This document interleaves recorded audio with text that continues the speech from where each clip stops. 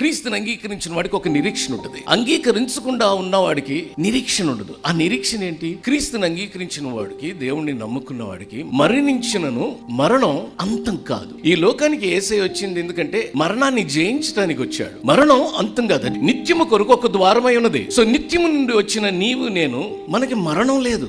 శరీరానికి మాత్రమే మరణం. మనం ఆత్మై ఉన్నాం. ప్రపంచానికి తెలుసో తెలియకో పోయారండి అంటారు. మంచి మాటే, పోయారు అంటే ఎక్కడి నుండో వచ్చారు, మళ్ళీ తిరిగి వెళ్ళారు. ఆ వెళ్ళిన వాడు ఎక్కడికి వెళ్ళాడు అనేది ప్రశ్న. ఎందుకంటే రావడం ఒక చోట నుండి వస్తాడు. నిత్యము అది దేవుని సన్నిధి. నిత్యము దేవుడై ఉన్నాడు. ఆది అంతము ఆయనే ఉన్నాడు. అది ఆయన నుండి ప్రారంభమైంది, అంతం లేనివాడు. అక్కడి నుండి వచ్చినటువంటి మీరు నేను, మనందరం తల్లి గర్భం నుండి 9 నెలల తర్వాత వచ్చి ఈ లోకంలో ఆయన ఎన్నాళ్ళైతే మన కొరకు ఒక పీరియడ్ ఏర్పరచుంటాడు, అన్నాళ్ళు బ్రతికి మళ్ళీ తిరిగి ఆయన దగ్గరికి వెళ్ళిపోవలసిన బాధ్యత మనకి ఉన్నది.